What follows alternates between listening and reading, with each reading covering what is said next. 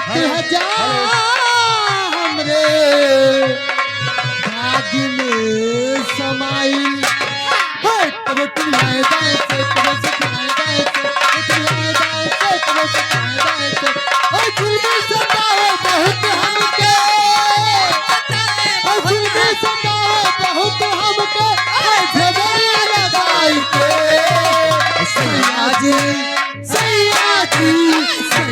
से लेवा चुमा देला औछा बिछाई के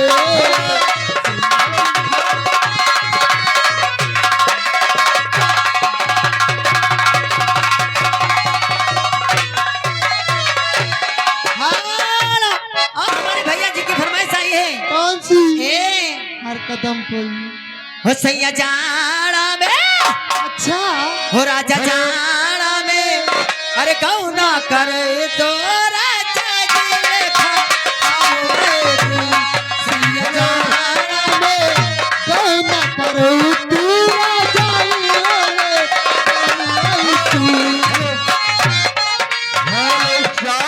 ये आ गए हमारे अवधेश विश्वकर्मा नैया मऊ, इनकी जान से 50 रुपया। हेलो, ये आ गए हमारे क्या बात है? ग्राम नैया मऊ 151 रुपये बाबा के नाम चंदा दे रहे हैं। हो राजा जल का कमवाते हैं सैया जाड़ा में हो राजा जाड़ा में तो हम गोरे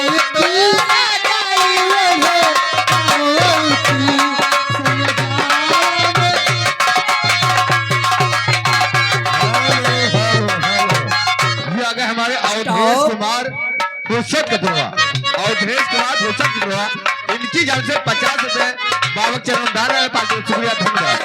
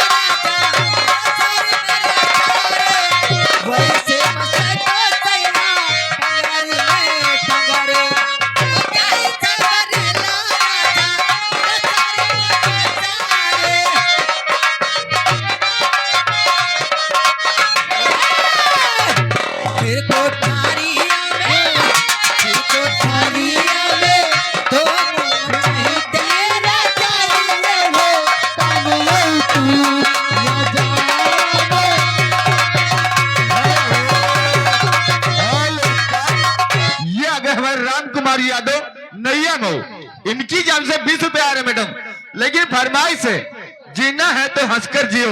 हेलो, जीवन में कभी रोना नहीं। कोई गीत है तो सुना दो। हेलो, आगे दुर्गा बाबा। अब मुझे तो याद आ रहा है, जीना है हंस के मुझे जीवन के एक पल। हाँ हेलो, और कहना क्या है भैया? हमारे चचा के लिए आए। अरे प्यार है मैं मोर पिया अंगूरी दबावे, प्यार है मैं मोर पिया अंगूरी दबावे, दबावा मेरे नाम जाए।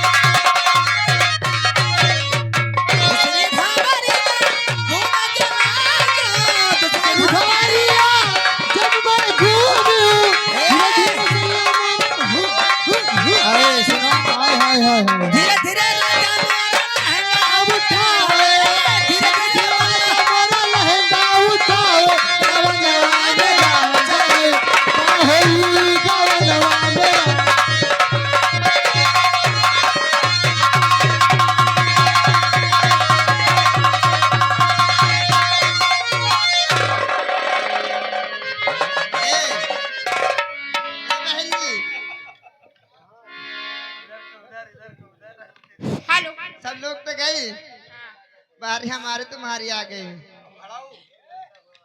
हेलो, अरे रब जो चाहे वही जो होना है, रब जो चाहे वही जो होना है। आदमी एक खिलौना है, आदमी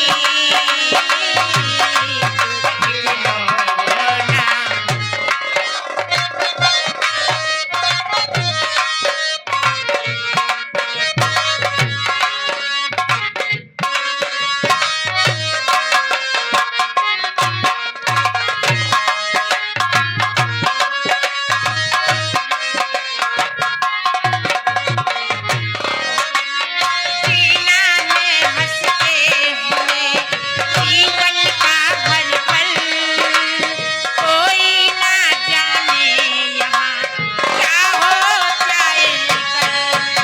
ओ जीना है हंस के हमें जीवन का हर पल, कोई ना जाने यहाँ क्या हो जाए। मेरा ना पानी सलोना है, मेरा ना पानी सलोना है। आदमी एक खिलौना है,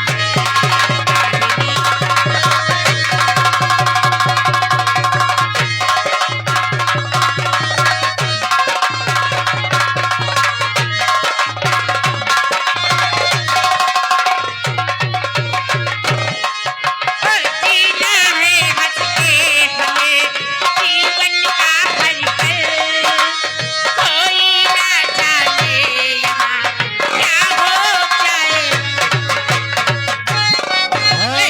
हेलो हेलो साहब, यह हमें दुर्गा बाबा जथोरा की नाची, इनकी जाने से 50 रुपया मेला मालिक के लिए आ रहे हैं और 100 रुपया कंपनी मालिक के लिए आ रहे हैं। पादी शुक्रिया, धन्यवाद।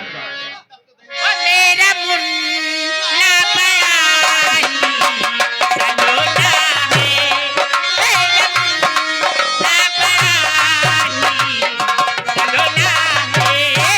आदमी एक खिलौना है।